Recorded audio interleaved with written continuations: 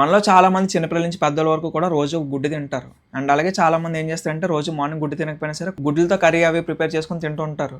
అంటే మనలో చాలా మందికి గుడ్లు తినే అలవాటు ఉంటుంది. ఎందుకంటే మనం కొన్ని సంవత్సరాల నుంచి వింటున్నాం ఏంటంటే ఈ ఎగ్స్ తింటే హెల్త్కి మంచిదని చెప్పి. అలాగే దీన్ని మన ఇంట్లో పెద్దవాళ్ళు చెప్తారు. అలాగే సెలబ్రిటీస్ అలాగే పెద్ద పెద్ద డాక్టర్స్ కూడా ఎగ్స్ తింటే హెల్త్కి మంచిదని చెప్తుంటారు. కానీ ఇప్పుడు అదే డాక్టర్స్ ఏం చెప్తున్నారంటే ఎగ్స్ తిన్నారంటే క్యాన్సర్ వచ్చి చనిపోతారని చెప్తున్నారు. క్యాన్సర్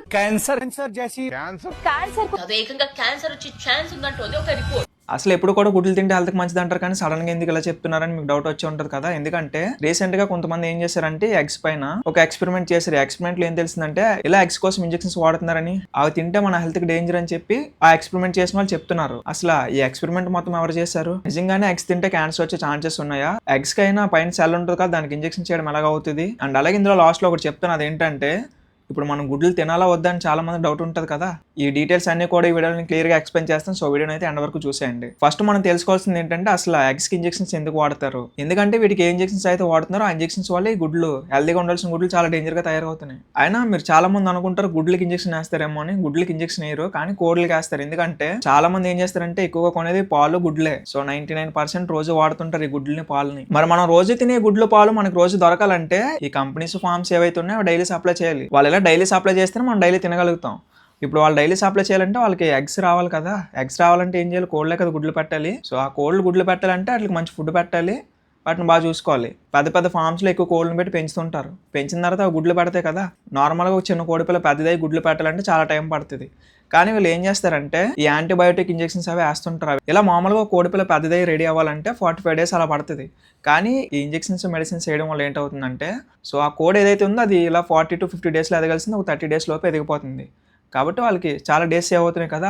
మామూలుగా కోడి పెద్దదై గుడ్డు పెట్టాలంటే అది పెద్దదైన వరకు మంచి ఫుడ్ పెట్టాలి. అలాగే గుడ్లు పెడుతున్నప్పుడు కూడా మంచి ఫుడ్ పెట్టాలి రోజున. ఇప్పుడు ఇలా దానికి మంచిగా మేత పెట్టి దాన్ని మంచిగా మేపి ఆ గుడ్డు అమ్మితే వాళ్ళకి అంత ప్రాఫిట్ రాదు. కాబట్టి వాళ్ళు ఏం చేస్తారంటే ఇలాంటి మెడిసిన్స్ వాడుతుంటారు. దీనివల్ల ఏంటంటే ఇప్పుడు కోడి తక్కువ రోజుల్లోనే పెద్దది అయిపోవడమే కాకుండా ఏం జరుగుతుందంటే అది మ్యాథ్ తింటుంటారు కదా. ఇప్పుడు 45 days ఎదగాల్సింది ఒక 30 days ఎదుగుతుందంటే 15 days ఫుడ్ మిగులుతుంది కదా. అండ్ అలాగే ఇంజెక్షన్స్ చేయడం వల్ల ఏంటంటే దానికి అంత ఆకలేదు. అంటే తక్కువ ఫుడ్ తిన్నా సరే ఎక్కువ ప్రోటీన్లా మారిపోద్ది దానికి. దీనివల్ల ఏంటి కోడి బేగ ఎదిగిపోద్ది. అండ్ అలాగే తక్కువ ఫుడ్ తింటుంది. ఇప్పుడు ఇక్కడ వాళ్ళకి ఎక్కువ రోజులు ఎదగాల్సిన కూడా తక్కువ రోజుల్లోనే ఎదుగుతుంది. అండ్ అలాగే ఎక్కువ ఫుడ్ తినాల్సిన కూడా తక్కువ ఫుడ్ తింటుంది. సో ఈ రీజన్ వల్ల వాళ్ళకి ఫుడ్ సేవ్ అవుతుంది, టైం సేవ్ అవుతుంది. సో కాబట్టి చాలా ప్రాఫిట్స్ వాళ్ళకి మిగులుతాయి. అండ్ అలాగే రెండోది ఏంటంటే ఇప్పుడు ఈ కోళ్ళని ఎక్కువగా పెంచినారంటే వాటికి మెయింటెనెన్స్ కూడా చేయాలి, లేదంటే వాళ్ళకి జబ్బులు వచ్చేస్తుంటాయి.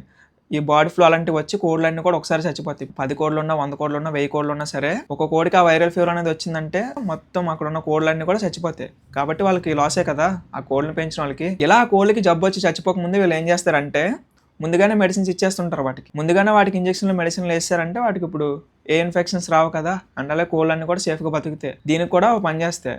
అలాగే ఇంజెక్షన్స్ వాడడానికి మూడో రీజన్ కూడా ఉంది. అదేంటంటే ఇప్పుడు కోళ్ళని నీట్గా మెయింటైన్ చేయాలి. అంటే ఇప్పుడు ఆ ఉండే ప్లేస్ని ఎప్పటికప్పుడు క్లీన్ చేస్తూ ఉండాలి.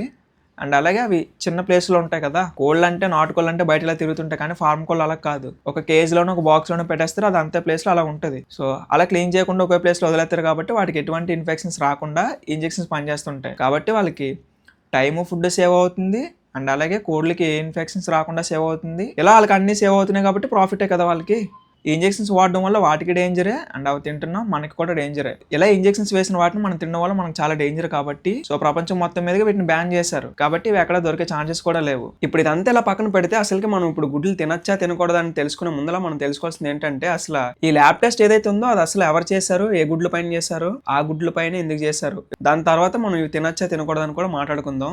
మన ఇండియాలోనే ట్రస్టిఫైడ్ అని చెప్పి ఒక యూట్యూబ్ ఛానల్ ఉంది. వీళ్ళు ఏంటంటే కొత్త కొత్త ఎక్స్పెరిమెంట్ లాంటివి చేస్తుంటారు. అంటే దేనైనా పర్టికల్ టెస్టులు చేయించడం, అది వాళ్ళు చెప్పిన దానికి నిజమా కాదని చెప్పి టెస్టులు చేపిస్తుంటారు. అండ్ అలాగే ఈ ఎగోస్ కంపెనీ అనే వాళ్ళు ఎగ్స్ లాంచ్ చేస్తారు. అంటే వాళ్ళ ఫార్మ్స్ నుంచి తీసుకొచ్చి ఎగ్స్ అనేవి అమ్ముతారు.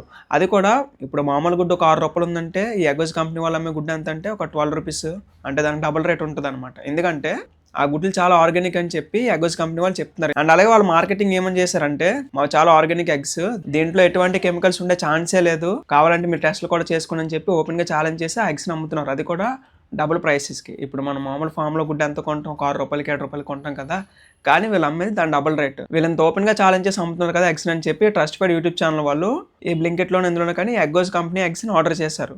కొన్ని ఆర్డర్ చేసిన తర్వాత వాటిని ల్యాబ్ టెస్ట్కి పంపించారు. అండ్ ఆ ల్యాబ్ టెస్ట్కి ఏంటంటే ఇది ఏ కంపెనీ నుంచి వచ్చింది అవన్నీ కూడా చెప్పరు వాళ్ళకి. ల్యాబ్లో వచ్చిన తర్వాత వాళ్ళు టెస్ట్ చేసి ఒరిజినల్ రిజల్ట్సే పెడతారు. ఎందుకంటే ఇప్పుడు కంపెనీ నేమ్ అవి తెలిసినాయి అంటే చెప్పచ్చా చెప్పకూడదని, అంటే అమ్ముడుపోయిన వాళ్ళు కూడా ఉంటారు కదా, ఇలాంటివి ఏం జరగకూడదని చెప్పి అలాగా ఎగ్స్ బ్రాండ్ ఏంటో తెలియకుండా ఎగ్స్ వాళ్ళకి ఇచ్చి ల్యాబ్ టెస్ట్ చేపించిన తర్వాత ఇందులో కొన్ని యాంటీబయాటిక్స్ వాడుతున్నారని చెప్పి, ఇది ప్యూర్ ఆర్గానిక్ కాదు, ఇందులో కూడా యాంటీబయాటిక్స్ కలుస్తున్నాయని చెప్పి ఈ ట్రస్టెడ్ యూట్యూబ్ ఛానల్ వాళ్ళు రివీల్ చేశారు. ఇది రివీల్ చేసిన తర్వాత ఈ ఎగ్గోస్ కంపెనీ వాళ్ళు ఎవరైతే ఉన్నారో వాళ్ళు ఏమంటున్నారంటే, మా దాంట్లో యాంటీబయాటిక్ లెవెల్స్ అన్ని కూడా జీరోనే వస్తాయని చెప్తున్నారు. ల్యాబ్ టెస్ట్ ఏదైతే చేస్తారో ఆ చుట్టుపక్కల సరౌండింగ్స్ వల్ల దాంట్లో ఎఫెక్ట్ అయి ఉంటుంది, కానీ మాదైతే ఎటువంటి ప్రాబ్లం లేదని చెప్పి ఎగ్గోస్ కంపెనీ వాళ్ళు చెప్తున్నారు. అండ్ అలాగే ఇన్కేస్ ఇలా యాంటీబయాటిక్స్ వాడుతున్నారని నోటెడ్ అయినా సరే మా దాంట్లో వచ్చింది చాలా తక్కువ, అంటే 0.73 అంత వచ్చింది. అంటే మన గవర్నమెంట్ రూల్స్ ప్రకారం ఏంటంటే అది ఏదైతే లెవెల్ ఉందో, ఏదైతే యాంటీబయాటిక్ లెవెల్స్ ఉన్నాయో అవి 1.0 వరకు వెళ్ళొచ్చు. అది కూడా ఎంతలో, 1 బిలియన్లో. అంటే మీకు ఒక ఎగ్జాంపుల్గా చెప్పాలంటే ఇది అంత శాతం వాడచ్చు అని. ఇది అందరికీ అర్థమయ్యేలా చెప్పాలంటే, మనం ఇప్పుడు పాల్లో నీళ్ళు కలుపుతుంటారు కదా, దాన్ని ఎగ్జాంపుల్గా తీసుకోండి. ఇప్పుడు ఈ పాలు ఏవైతే ఉన్నాయో అవి గుడ్లు అనుకోండి, ఈ వాటర్ ఏదైతే ఉందో అది యాంటీబయాటిక్స్ అనుకోండి. పెద్ద చెరువు నిండా పాలు తీసుకోండి, అందులో ఒక నీటి చుక్కేస్తే అంత పర్సెంట్ అనమాట, అంత పర్సెంట్ వాడొచ్చు, ఏం కాదని చెప్పి గవర్నమెంట్ చెప్తున్నారు. వీళ్ళ దాంట్లో ఏంటంటే ఆ పీపీబీ లెవెల్ ఏదైతే ఉందో అది 0.73 అంత వచ్చింది. దీనివల్ల ఏంటంటే వాళ్ళు ఈ ట్రస్టెడ్ యూట్యూబ్ ఛానల్ వాళ్ళు ఏం చేస్తారంటే దాన్ని రివీల్ చేశారు, దాన్ని పట్టుకుని చాలా మంది వీడియోస్ చేయడం మొదలు పెట్టారు. ఆ 0.73 ఏదైతే నోటెడ్ అయిందో అదే కాకుండా ఒక 1% వచ్చినా సరే అదేం ప్రాబ్లం కాదని చెప్పి గవర్నమెంట్ చెప్తుంది. మరి అంత బాగున్నప్పుడు ఈ ప్రాబ్లం అంతా ఎందుకు వచ్చిందంటే, ఈ ఎగ్గోస్ కంపెనీ వాళ్ళు ఎవరైతే ఉన్నారో వాళ్ళు ఏం చేశారంటే, మార్కెటింగ్ చేసినప్పుడు మా చాలా ఆర్గానిక్, మా దాంట్లో ఎటువంటి యాంటీబయాటిక్స్ అవి వాడినట్టే ఉండదు మా ఎగ్స్లోనే అని చెప్పి మార్కెటింగ్ చేసి అమ్ముతున్నారు కదా. దీనివల్ల ఈ ట్రస్టెడ్ యూట్యూబ్ ఛానల్ అనే వాళ్ళు ఎక్స్పెరిమెంట్ చేశారు. రివీల్ చేసిన తర్వాత ఇదంతా పెద్ద ఇష్యూ అయింది. ఫైనల్ పాయింట్కి వచ్చేస్తే, ఎందుకు మనం ఎగ్స్ తినచ్చా తినకూడదా అంటే, మనకి తక్కువ రేట్లో మంచి ప్రోటీన్ దొరికే ఫుడ్ ఏదైనా ఉందంటే అది ఎగ్ మాత్రమే. స్పోర్ట్స్ పర్సన్స్ అయినా, చిన్నపిల్లలైనా, పెద్దోళ్ళైనా ఎవరైనా సరే ఈ ఎగ్స్ తినొచ్చు. మరి ఇప్పుడు దాకా ఎగ్స్ తింటే క్యాన్సర్ వస్తుందని చెప్పుకున్నాం కదా, మరి ఇప్పుడు ఎగ్స్ తినేయచ్చని ఎలా అంటారంటే అది కూడా చెప్తాను. ఈ ఎగ్స్ వల్ల మన హెల్త్ అనేది ఎఫెక్ట్ అవ్వాలంటే మనం రోజుకి 150 నుంచి 200 గుడ్లు తినాలి. కానీ రోజుకి 1-2 తింటే ఏం కాదు. అండ్ అలాగే 10-12 తిన్నా సరే అంతకేం కాదు.